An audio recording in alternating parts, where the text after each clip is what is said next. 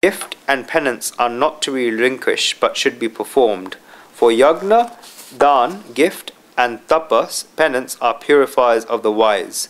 Shri Krishna uses three words in one when he says yagna, dana, tapa, karma, acts of yagna, donations, and penances. Shri Krishna says that one should not relinquish yagna, dana, tapa, karma, acts of yagna, donation, and penances. Rather, one should perform them. This is because yagna, dana, tapa, karma, acts of yagna, donations, and penances, are purifiers of the manishi, wise. This verse is of a lot of importance. The foundation of this verse is in the third verse. In the third verse, God showed two statements, and from then, God comes onto this. In the third verse, God had used the word manishina, the wise, and said that many manishi, wise people, say that action should be given up as evil, and that all work should be given up, whereas manishi, wise people, say that yagna, dana, tapa, karma, acts of yagna, donations, and penances, are not to be given up. God uses the same word manishi, wise people, in this verse, and says that yagna, dana, tapa, karma, acts of yagna, donations, and penance, are purifiers of the manishi, wise people. Shri Krishna is giving his own opinion that acts of yagna, dana, tapa, karma, acts of yagna, donations, and penances should not be relinquished, and not only that, but they should be performed. In fact, the words karyam eva tat are used, meaning one should only perform them. There are difficult shades in the Sanskrit language. The word eva means should, and therefore these acts should be performed. The reason for this is that yagna, dana, tapa, karma, acts of yagna, donations, and penances, are purifiers of the manishi, wise people. The very manishi, wise people that are saying to leave yagna, tapa, dana, karma, acts of yagna, donations, and penances, do not understand that these three acts even purify them. They even purify manishi, wise people. This is Shri Krishna's opinion that one should not leave yagna, dana, tapa, karma, acts of yagna, donations, and penances. Those who have an interest in Sanskrit grammar will perhaps like this more.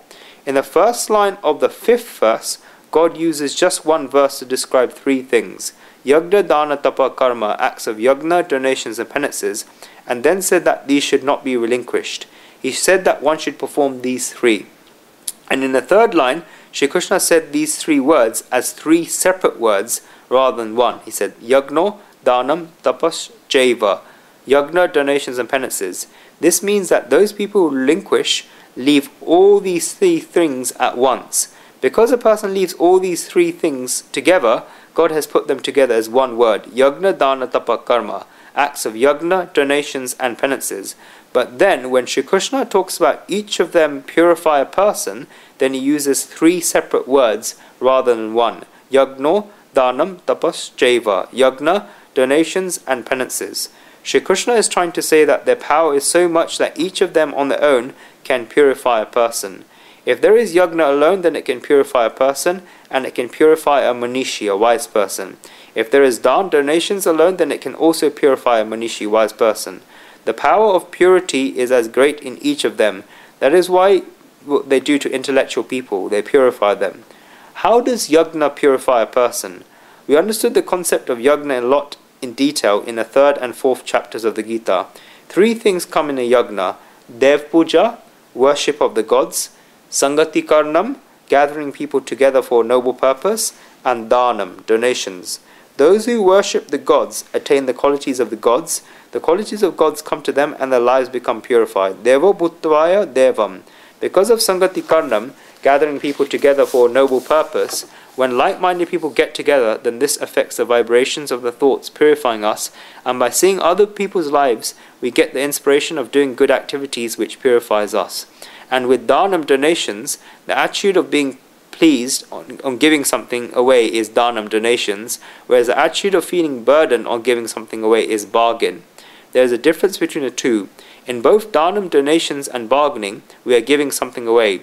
A merchant also gives something to the other person, for example £10,000, and the donator also gives something to the other person, for example £10,000. But the £10,000 that were given away by the person giving donations resulted in the donator forgetting about it after giving them away. He therefore becomes that much straightforward. On the other hand, when a merchant gives someone £10,000, then there's something in his mind that I'm giving away £10,000, but I want to take £4,000 in return from them. Therefore he becomes burdened after leaving it. A person who does this is a merchant, and a person who becomes pleased on giving something away is a donator. When a person becomes pleased on giving away what he has away, then he becomes purified. And these three even purify Manishi, wise people, and they also purify intellectual people. Arjun must have been thinking then, God, what are these other Manishi, wise people, say to give up all actions? Then are they saying something wrong?